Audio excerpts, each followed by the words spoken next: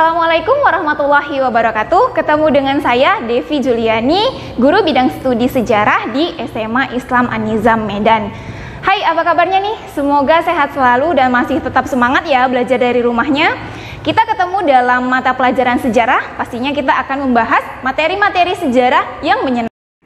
Baik, kita awali pembelajaran pada hari ini dengan lafaz basmalah. Bismillahirrahmanirrahim.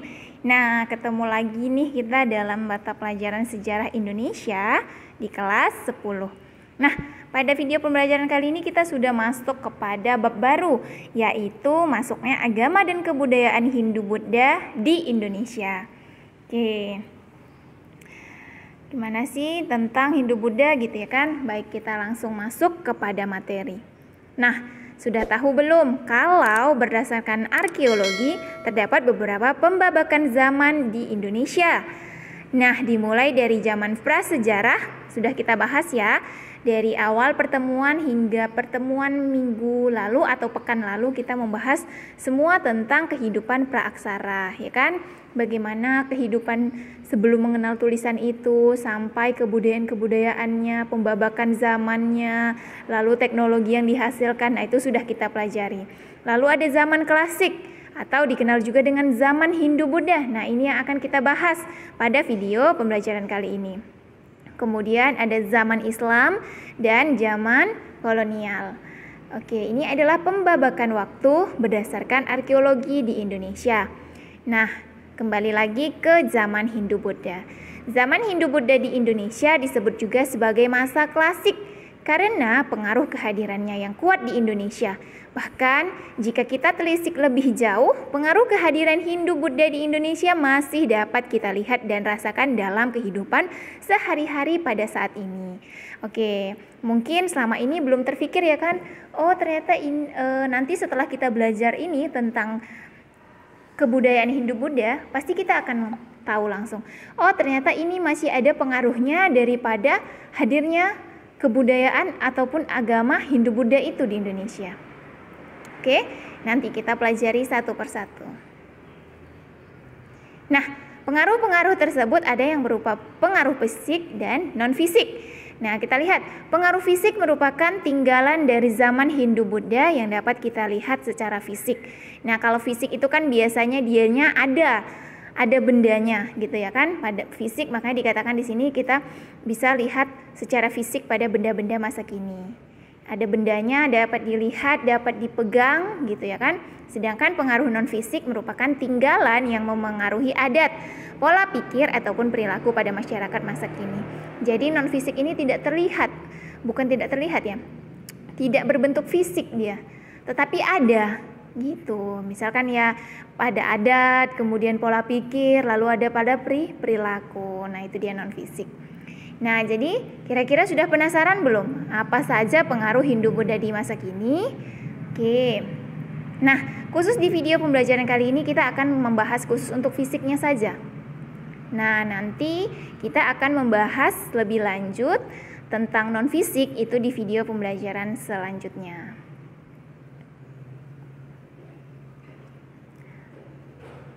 Nah, kita tahu nih, wilayah Indonesia saat ini secara tidak langsung itu dipengaruhi oleh kehadiran kerajaan-kerajaan Hindu-Buddha, yaitu seperti kerajaan ada Singosari, Sriwijaya, kemudian Majapahit. Nah, di luar daripada ini masih banyak kerajaan-kerajaan Hindu-Buddha lainnya. Next, di video pembelajaran selanjutnya nanti kita akan bahas, kita akan lihat kerajaan-kerajaan apa saja yang pernah ada di Indonesia yang dia merupakan corak daripada agama dan juga kebudayaan Hindu-Buddha. Gitu. Nah, ini sebagai contoh saja. Kemudian, nah ini untuk fisik tadi ya, fisik secara untuk wilayah Nusantara. Nah, jadi pada masa Sriwijaya kita lihat wilayah kekuasaannya itu meliputi daerah Melayu di sekitar Jambi, daerah yang saat ini menjadi Pulau Bangka, kemudian daerah Lampung Selatan, serta usaha Sriwijaya untuk menaklukkan Pulau Jawa.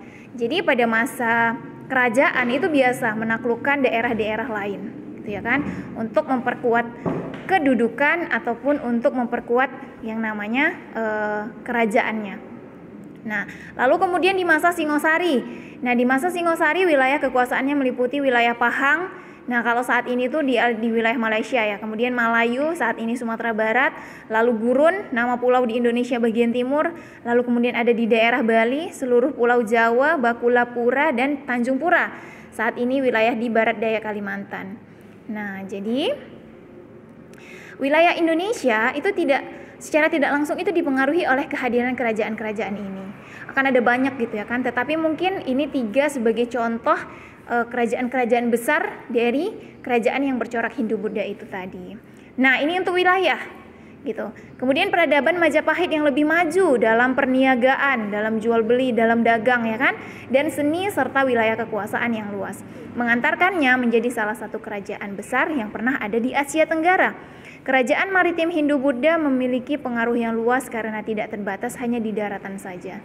Jadi tidak hanya daerah taklukannya itu tidak hanya di daratan saja, sehingga dapat melakukan penjelajahan mengarungi lautan untuk menyebarluaskan pengaruh baik itu di bidang politik, ekonomi maupun budayanya. Nah, ini kalau dilihat daripada wilayah Nusantara itu tadi. Nah, kemudian kita lanjut. Pada akhirnya, wilayah-wilayah kerajaan yang terbentuk pada masa itu membentuk wawasan tentang wilayah Nusantara, yang sebagian besar menjadi negara Indonesia. Nah, Indonesia kan tidak langsung langsung ada namanya Indonesia, tidak. Nah, jadi dulu namanya juga masih Nusantara. Nah, jadi pada masa datangnya kebudayaan dan agama Hindu-Buddha ini belum ada dikenal namanya Indonesia. Bahkan untuk batas-batas wilayahnya belum ada. Tapi kemudian datanglah kebudayaan dan agama ini, kemudian mereka mendirikan yang namanya kerajaan. Nah, hari ini kerajaan-kerajaan ataupun wilayah dari kerajaan-kerajaan yang bercorak Hindu-Buddha tadi merupakan wilayah daripada Indonesia saat ini, ya kan? Nah, ini bisa dilihat di peta ya. Nah, kalau di zoom tidak terlalu terlihat. Nah, di mana di sini bisa kita lihat ini adalah wilayah Majapahit, karena memang Jawa itu dipenuhi dengan kerajaan Majapahit. Nah, bahkan kerajaan Hindu-Buddha tersebut tersebar hampir ke seluruh, seperti yang tadi sudah dijelaskan. Nah, itu untuk wilayah daripada kerajaan-kerajaan tersebut. Nah, ini khusus untuk peta wilayah kekuasaan Majapahit. Nah, kemudian kita lanjut yang kedua dalam bidang arsitektur. Nah, ini kan masih fisik, tadi wilayah untuk kawasan wilayah. Kemudian ini bidang arsitektur. Arsitektur itu kan juga terlihat ya kan, dia bentuk fisiknya bisa dilihat dan bisa bahkan kita pegang. Nah, salah satu pengaruh yang masih bertahan hingga saat ini adalah arsitektur pada bangunan di masa lalu yang banyak digunakan oleh bangunan masa kini. Beberapa bagian bangunan yang terpengaruh adalah pembagian bangunan dan halaman, atap bangunan, dan gapura. Jadi kalau kita lihat pada bangunan yang bercorak Hindu-Buddha, dia itu ada pembagiannya seperti yang telah dijelaskan di sini. Di mana ada bangunan pada halaman, kemudian pada atapnya, dan juga pada gapuranya. Pertama adalah bagian bangunan. Candi, kalau kita lihat candi ya, candi itu kan memang peninggalan daripada Hindu-Buddha, ya kan? Terdiri dari 3 bagian utama. Nah, di mana ada yang namanya burloka. Burloka ini diartikan juga sebagai dunia manusia. Kemudian ada bufarloka. Ini dunia orang-orang yang tersucikan. Lalu ada sarloka atau sefarloka, dunia para dewa. Nah, ini adalah pembagian ciri dari sebuah candi. Konsep ini kemudian diadaptasi dan saat ini dapat kamu lihat pada rumah-rumah tradisional Bali. Nah, silahkan nanti dilihat pada rumah-rumah di Bali ya kan. Nah, kalau kita lihat secara secara sekilas, rumah-rumah di Bali ataupun kebudayaan di Bali itu kan banyak mengadopsi dari Hindu-Buddha bahkan sampai saat ini ya kan. Nah, konsep ini kemudian diadaptasi oleh rumah tradisional di Bali. Biasanya rumah tradisional Bali memiliki halaman yang luas, ingat halaman yang luas, dan dibagi ke dalam 3 bagian tersebut. Bagian rumahnya terdiri dari bagian utama, yaitu bagian atas bangunan, kemudian ada badan bangunan, madya atau itu tengahnya, lalu kemudian nista, kaki bangunan. Nah, kalau kita ibaratkan seperti ini, nanti ada contohnya ya. Nah, ini dia. Nah, di mana ini seperti yang dijelaskan tadi, bagian utamanya ini atap bangunan, ya kan? Nah, ini kalau kita lihat dari ini tampak samping, ini tampak depan, kemudian ini tampak samping.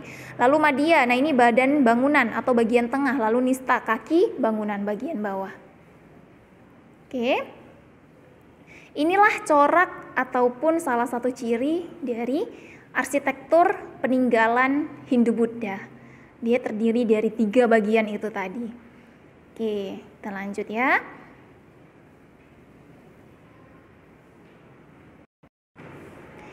Nah, kemudian selain itu pembagian tersebut juga dapat dilihat pada halaman rumah yang dibagi menjadi 3. Ini halaman rumah. Tadi kalau kita bahas sudah bangunan rumahnya, ya kan? Ini halaman rumah. Ada namanya jaba, halaman depan, kemudian jaba tengah, halaman tengah, dan jeroan. Jeroan ini halaman belakang atau halaman dalam.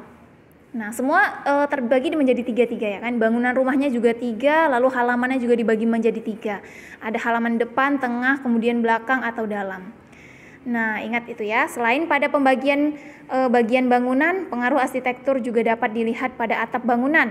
Nah, contohnya saja di Masjid Agung Demak yang menggunakan atap tumpang seperti pada pura. Bahkan di masjid itu masih dianya ada mengadopsi dari arsitektur atau corak kehidupan kebudayaan Hindu-Buddha itu sendiri. Ini ya. Nah, ini atap tumpang yang dimaksud pada Masjid Demak. Nah, ini dianya. Ini contoh daripada kita masih menganut ataupun mengadopsi daripada kebudayaan Hindu-Buddha itu.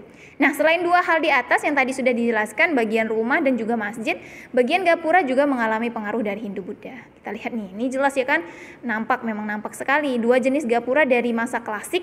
Ingat tadi masa klasik itu adalah masa Hindu-Buddha. Nah, gapura Kori Agung atau Paduraksa itu sebelah kiri.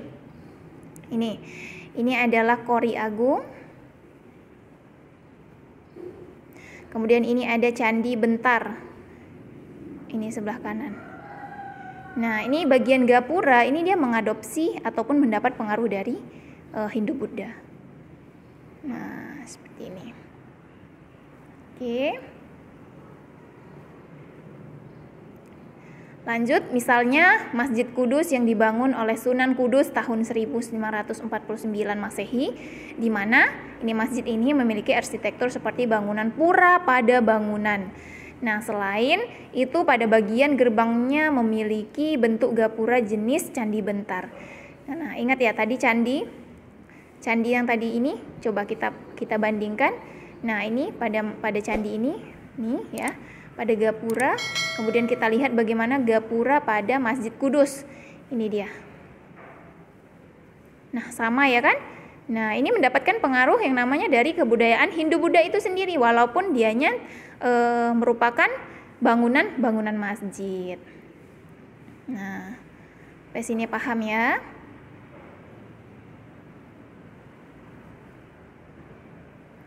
Nah, ini adalah gapura atau siluet dan menara Masjid Agung Kudus. Ini dia gapuranya. Ini dia gapuranya, ya kan?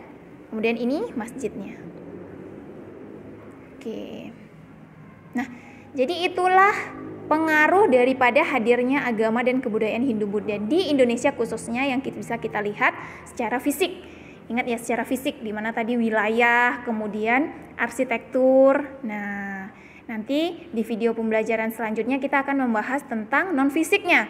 Baik itu pola pikir, kemudian sikap atau perilaku gitu ya kan. Nah, ataupun termasuk di adat yang lainnya. Oke, baik. Kita akhiri pembelajaran hari ini dengan lafaz hamdalah, alhamdulillahirrabbilalamin. Semoga paham dengan penjelasannya. Sampai ketemu di video pembelajaran yang akan datang. Saya akhiri. Wassalamualaikum warahmatullahi wabarakatuh. Demikian pembelajaran kita kali ini. Sampai ketemu di video-video pembelajaran selanjutnya ya. Jangan lupa like, komen, dan share video ini. SMA Islam Aniza Medan, unggul, cerdas, islami. Wassalamualaikum.